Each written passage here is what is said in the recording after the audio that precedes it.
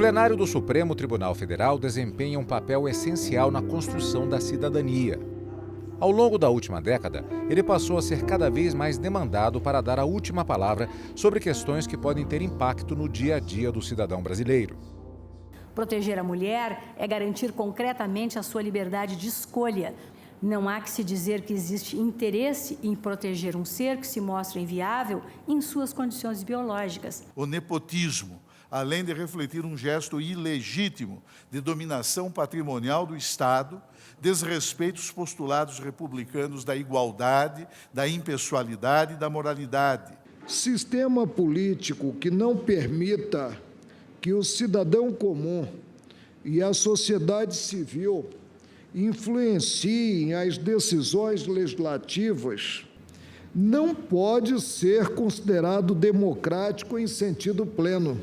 A TV Justiça reflete essa cultura brasileira e reflete, claro, o momento da democratização do país e da consolidação democrática, cujos direitos, no caso do cidadão brasileiro, vêm exatamente com a Constituição, que dá a publicidade, a capacidade e o direito à informação e a capacidade de exercer amplamente esse direito desde 5 de outubro de 88, formalmente. Creio que a ideia de existir uma TV Justiça, por exemplo, não é?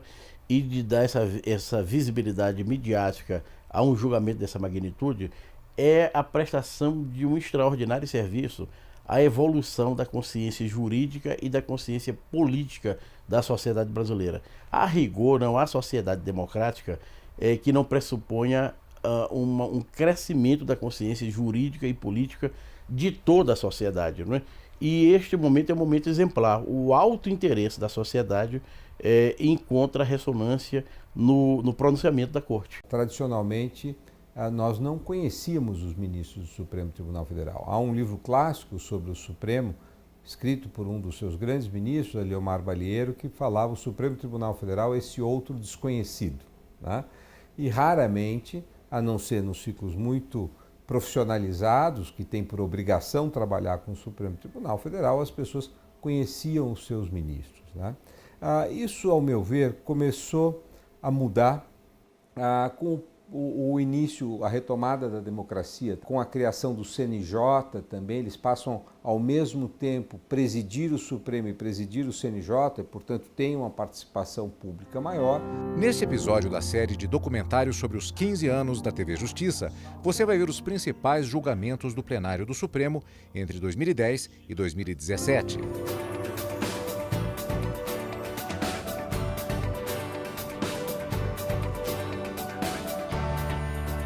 Em 2010, uma das principais decisões do ano envolveu debate sobre o período da ditadura militar. Parece exato e incontestável que todo povo tem direito de conhecer toda a verdade de sua história, todo povo tem o direito de saber mesmo dos seus piores momentos, saber para lembrar, lembrar para não esquecer e não esquecer para não repetir erros que custaram vidas e que marcam os que foram sacrificados. A tortura, além de expor-se a um intenso juízo de reprovabilidade ético-social, revela no gesto primário, no gesto irracional de quem a pratica, uma intolerável afronta aos direitos da pessoa humana e um assintoso desprezo pela ordem jurídica. Por 7 votos a 2, os ministros arquivaram a ação proposta pela Ordem dos Advogados do Brasil, que questionava a abrangência da lei da anistia para casos de tortura e crimes comuns cometidos por civis e agentes do Estado durante a ditadura militar.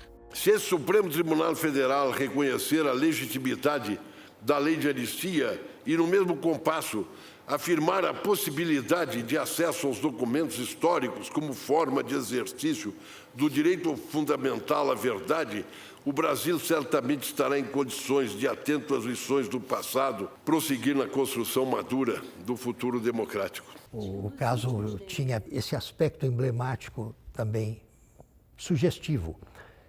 Eros Grau foi ele próprio uma das vítimas do regime militar e, entretanto, votou pela validade da lei porque todos aqueles que não nasceram ontem lembram-se muito bem do que foi a lei de anistia, de quais foram as circunstâncias em que se editou aquela lei, por um reclamo, por uma exigência, por um pedido insistente dos setores liberais da sociedade, das vítimas do regime militar, etc. E ficou entendido que a anistia seria geral. Este é um caso também extremamente expressivo disso que é o conflito entre direitos humanos e direitos humanos. É um verdadeiro absurdo passar pela cabeça de alguém dizer: esse cara é de esquerda, então ele vai aproveitar para agora julgar ferrando os caras. Isso não tem sentido. Que Deus me perdoe, mas eu creio que eu nunca decidi fora do texto, ou seja, texto da lei ou texto da Constituição. Eu tinha que fazer o que eu fiz, julgar serenamente, com tranquilidade absoluta, sem querer aparecer. Em suma, cumpri o meu dever. O Brasil fez uma opção pelo caminho da concórdia. Só uma sociedade superior, qualificada pela consciência dos mais elevados sentimentos de humanidade, é capaz de perdoar. Porque só uma sociedade que, por ter grandeza, é maior do que os seus inimigos, é capaz de sobreviver. Uma sociedade que queira lutar contra os seus inimigos com as mesmas armas, os mesmos instrumentos e com os mesmos sentimentos, está condenada a um fracasso histórico.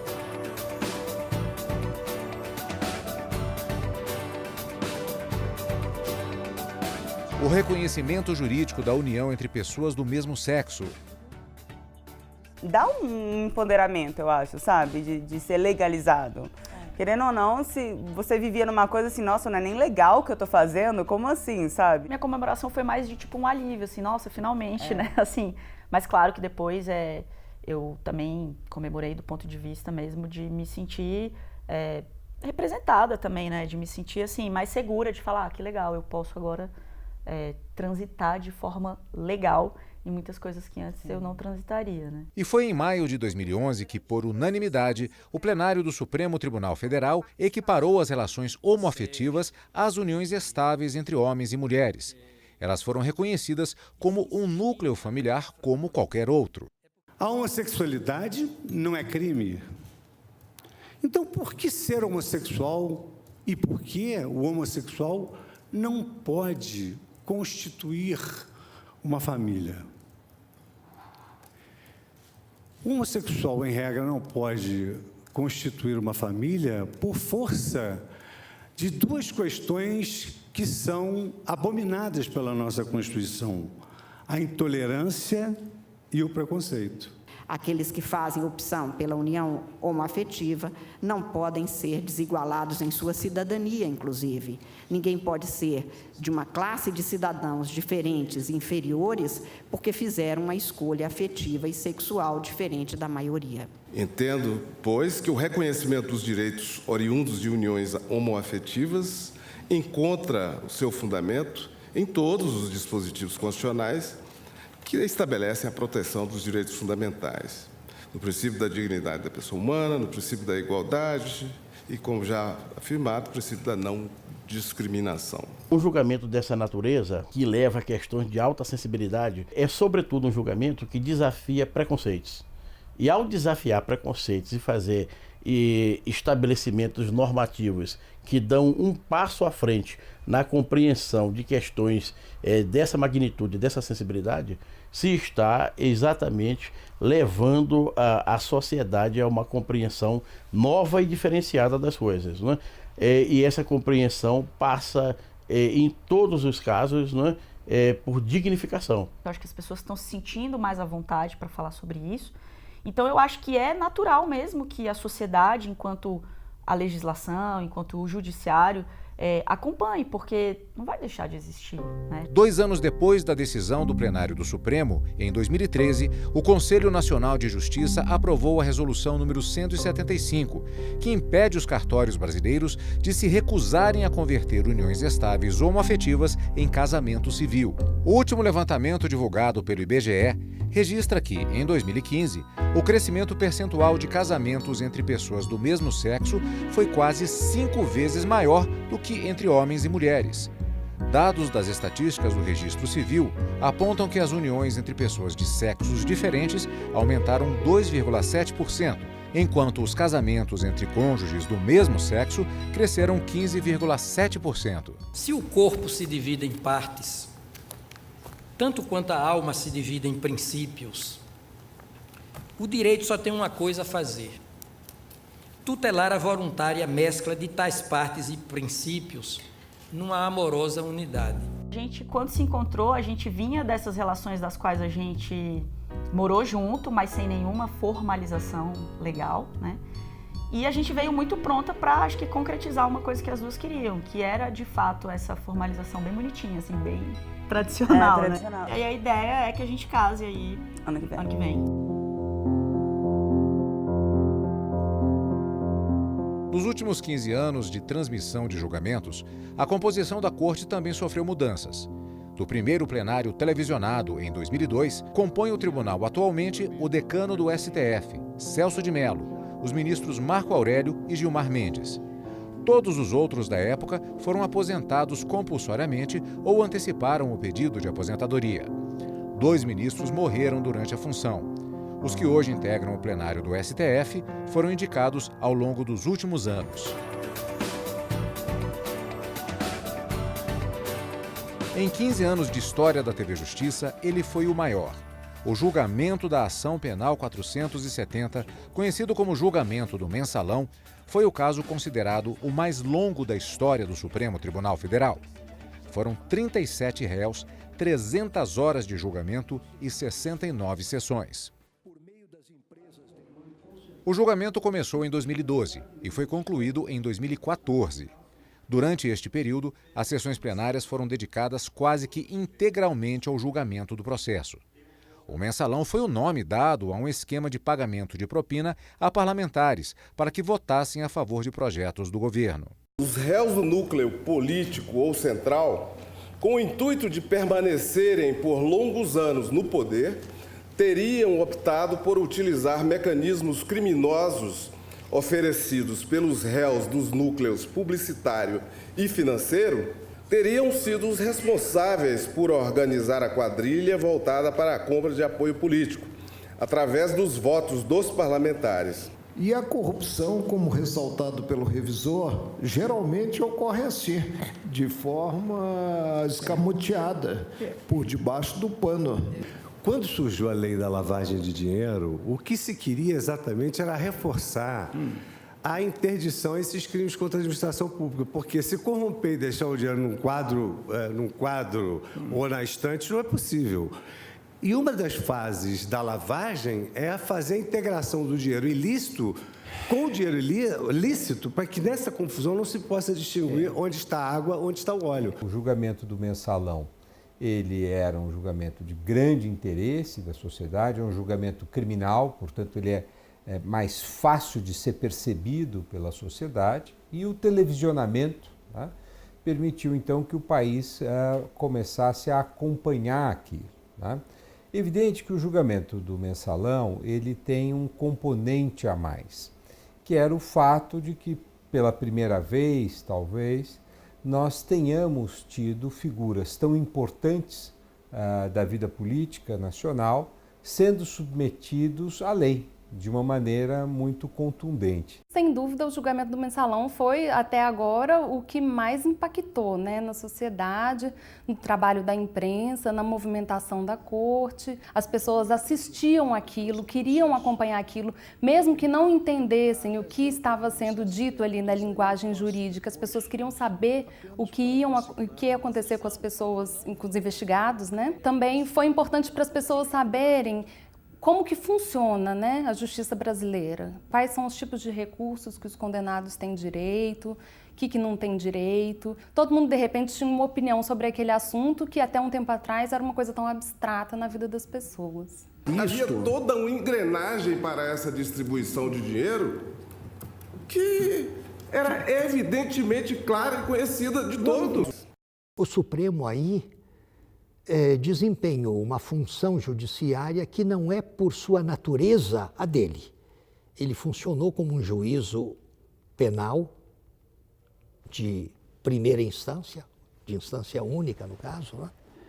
E teve que lidar com matérias que lhe eram até então desconhecidas em primeiro grau de jurisdição.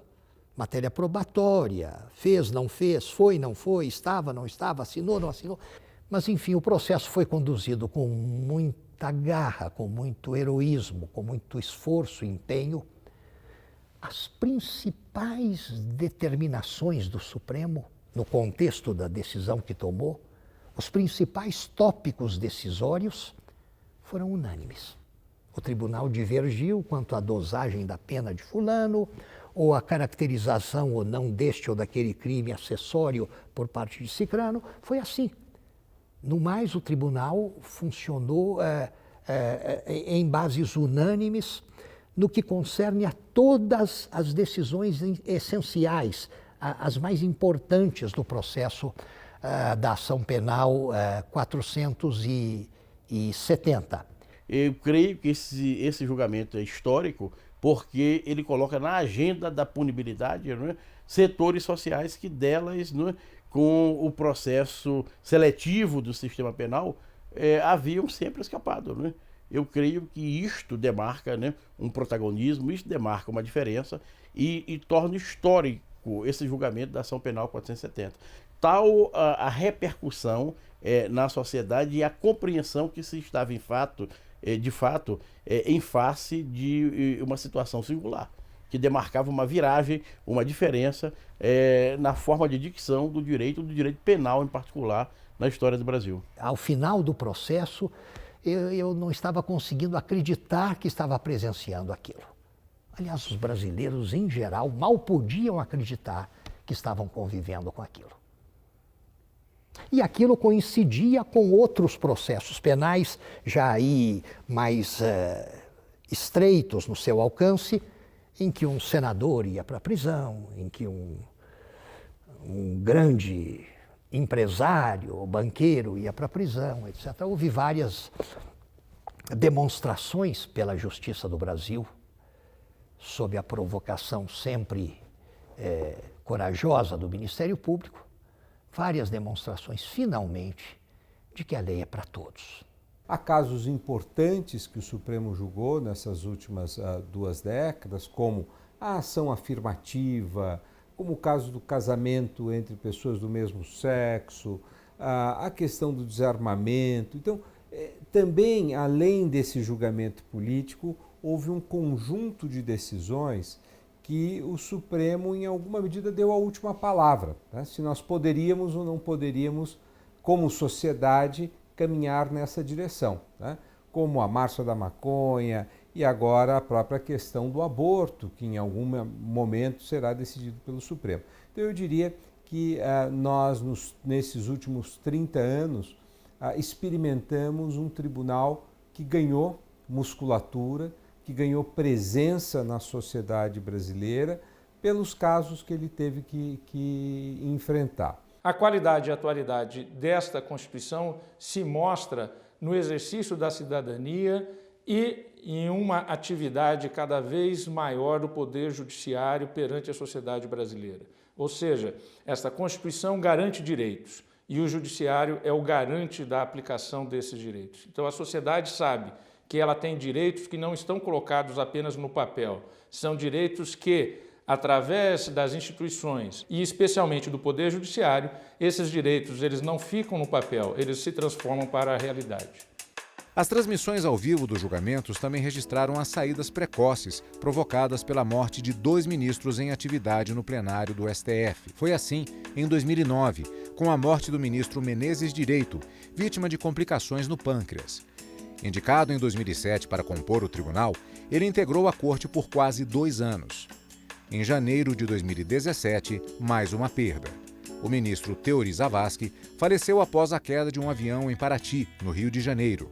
Indicado para o tribunal em 2012, ele conduziu os processos relacionados à Operação Lava Jato, que investiga políticos e empreiteiras sobre o desvio de dinheiro público.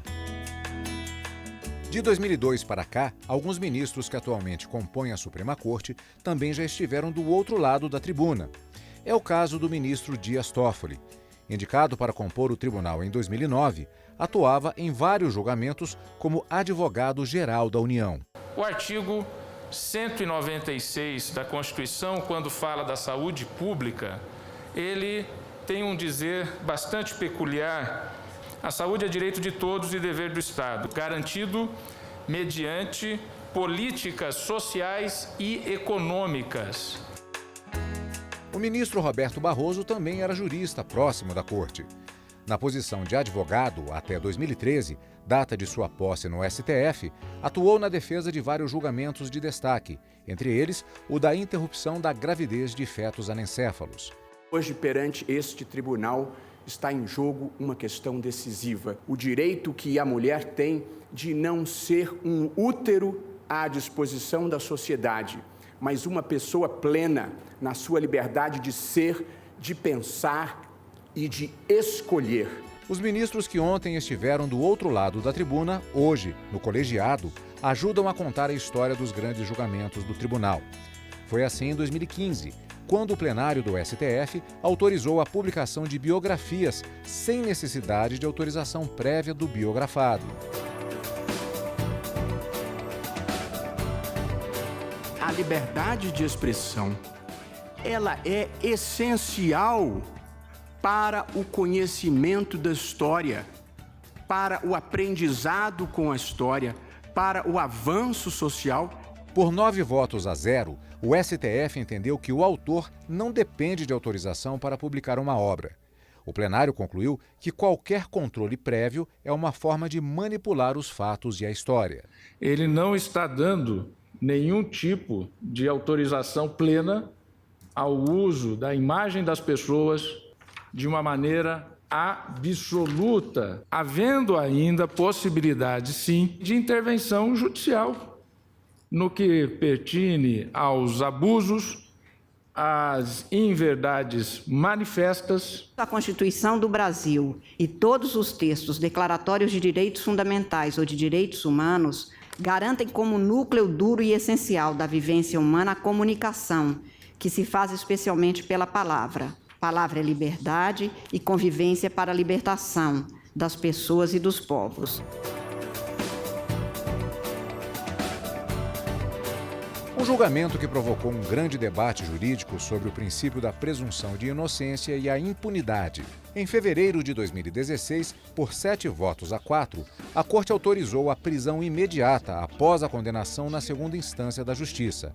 Uma decisão que provocou a mudança de jurisprudência sobre a matéria. Gostaria de começar assinalando alguns exemplos que demonstram que o sistema não funciona. Há o caso amplamente divulgado do conhecido jornalista que matou a sua namorada com um tiro pelas costas e 10 anos depois do julgamento pelo tribunal do júri ainda estava em liberdade. Um conhecido empresário condenado por um desvio de quase 170 milhões que frequentava regularmente os ambientes num carro de luxo, bebendo vinhos de alto custo e distribuindo gorjetas fartas. A decisão só transitou em julgado em 2016, depois de 34 recursos.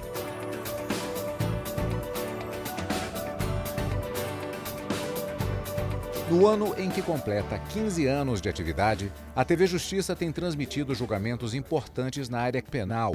Em fevereiro de 2017, o plenário do STF reconheceu a possibilidade de indenização do Estado ao preso submetido a condições precárias, como violência e superlotação. A partir do momento em que o Estado tem a custódia do cidadão, ele tem que preservar a integridade física e moral do cidadão.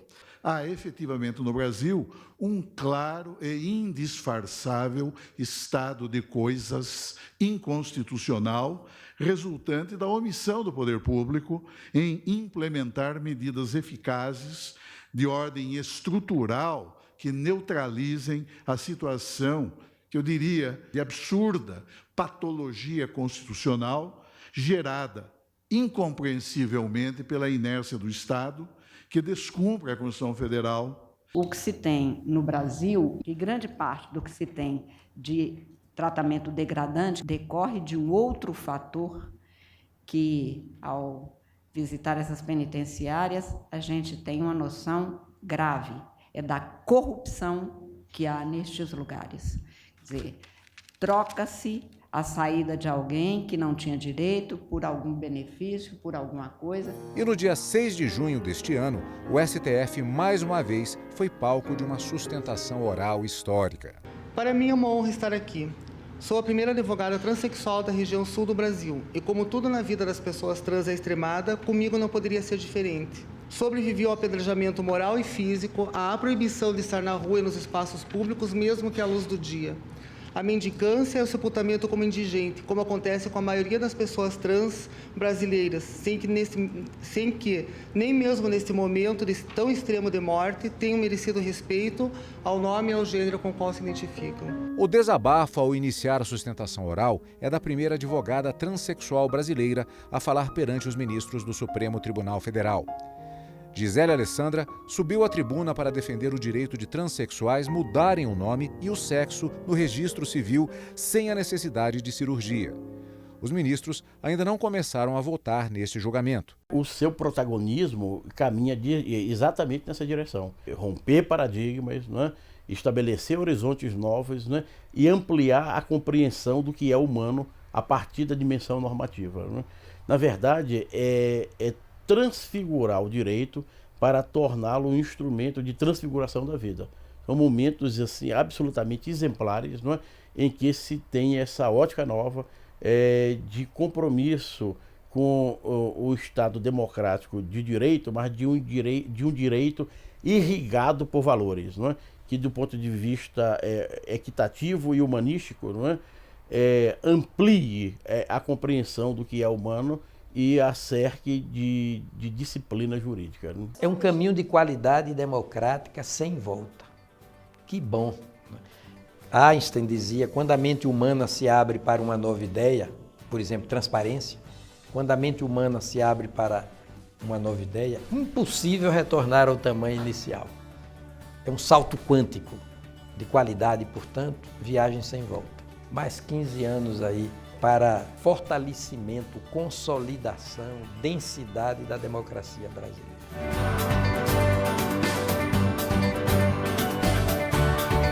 Na próxima semana, você vai ver o 4º e último episódio da série sobre os 15 anos da TV Justiça. Histórias de quem mudou de vida, aprendendo com o canal do Judiciário. E as perspectivas sobre o futuro da emissora. Aguarde!